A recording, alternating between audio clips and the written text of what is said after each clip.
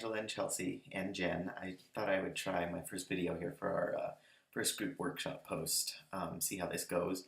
Um, so for Midnight's Children, I have just started reading it. I agree with you, Chelsea, completely that it's fairly intimidating, both in its size and also its complexity.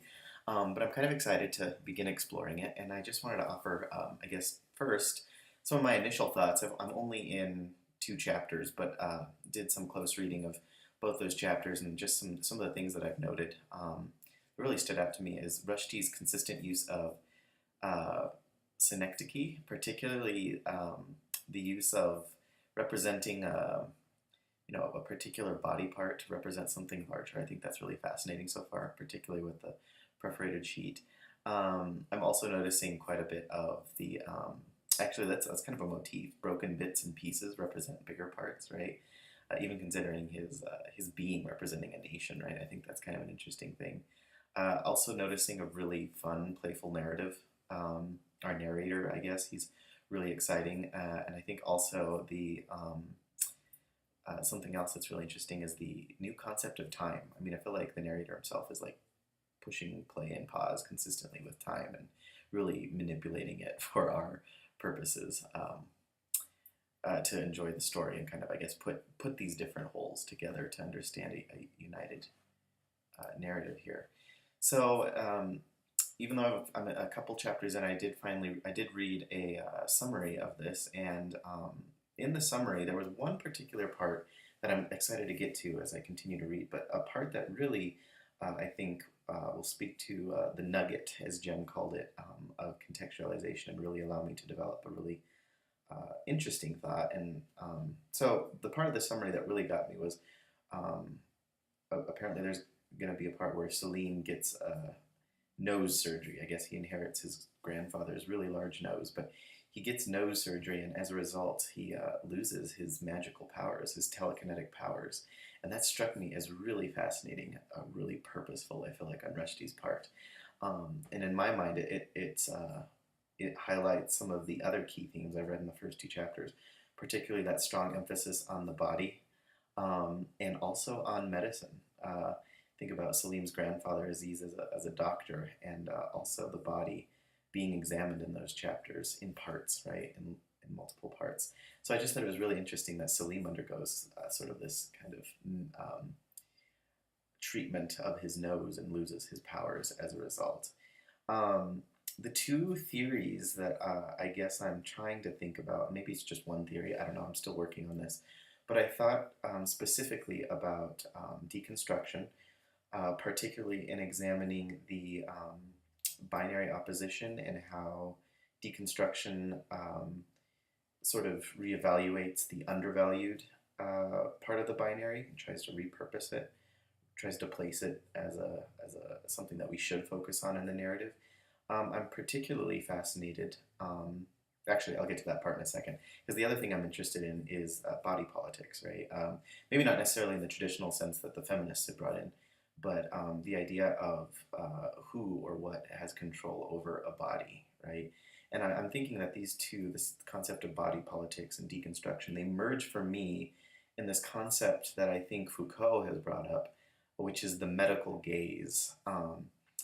And I was really fascinated when I started doing some research on Foucault, power first of all, but then understanding that his concepts of power, particularly what happens to the body under institutions of power, one of those institutions being medicine, right, or the clinic.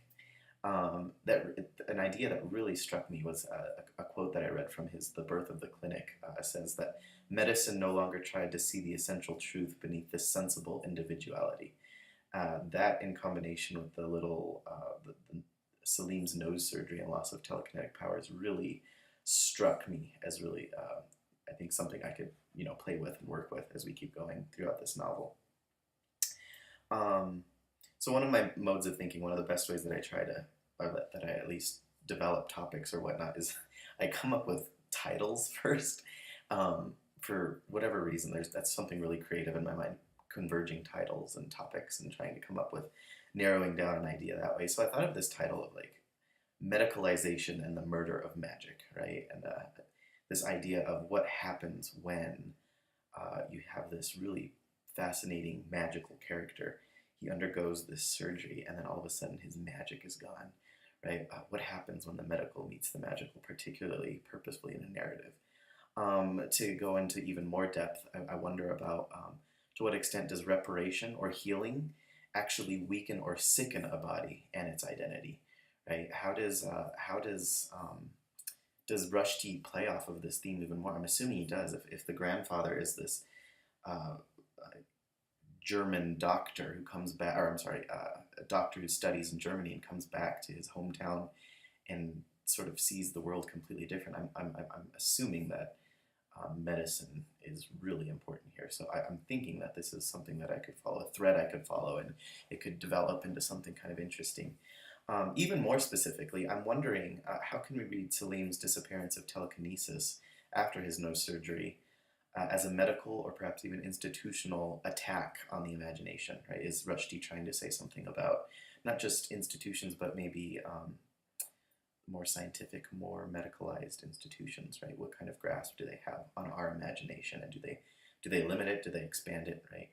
Um, so that's just sort of where I'm going right now with my nugget, right? I have two other topics in mind, which I'll talk about in just a moment. But I also wanted to say um, that in doing my research, it was really interesting, or some preliminary research at least, to find out what other people are saying about Midnight's Children.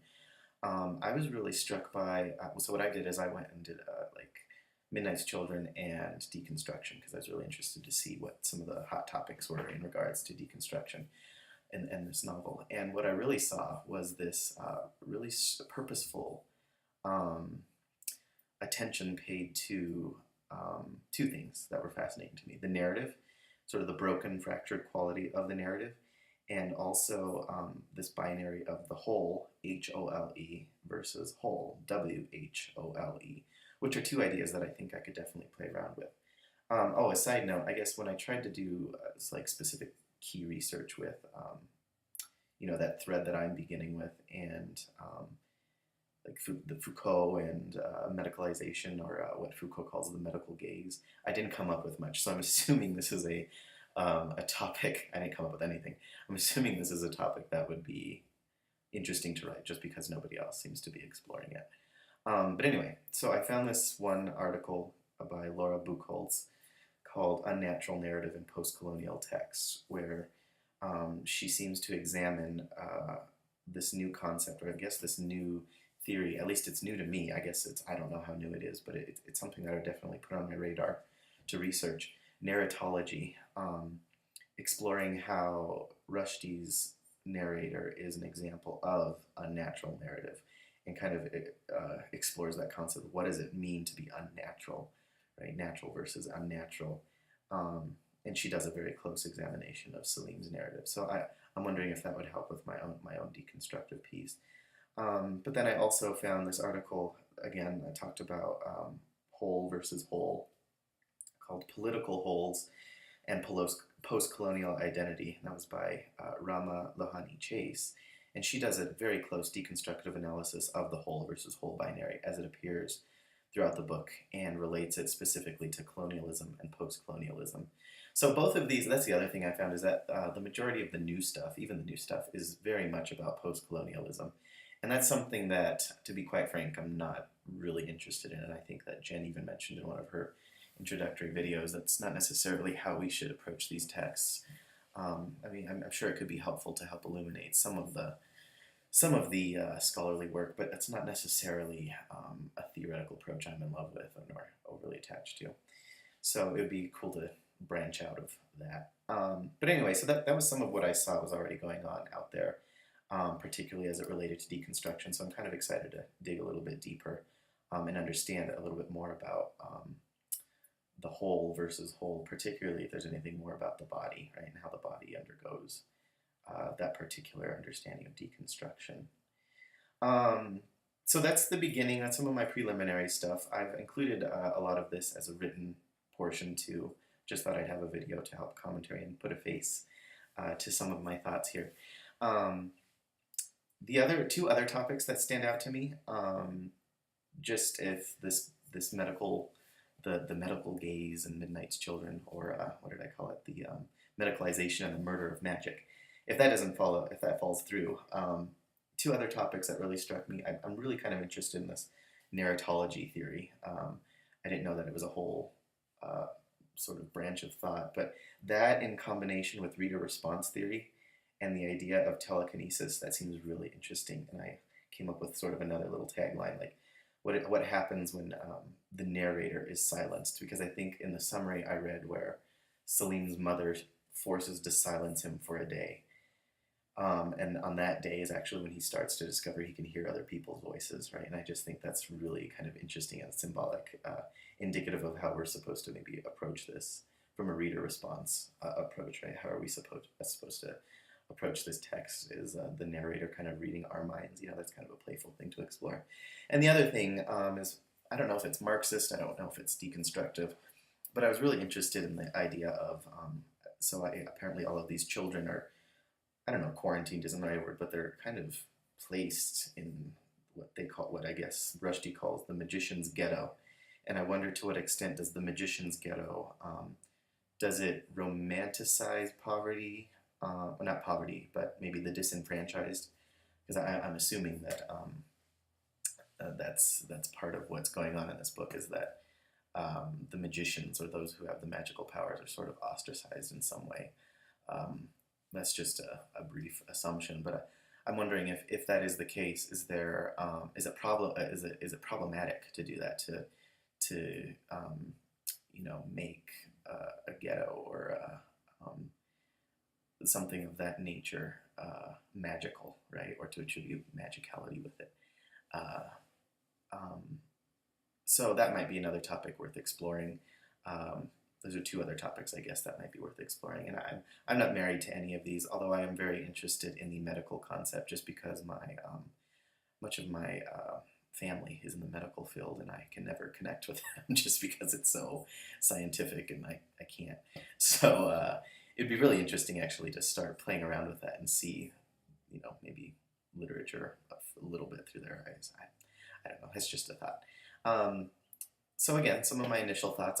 I look forward to hearing back from you, some of your responses and any of your comments, and I also look forward to giving feedback and seeing what you all are coming up with.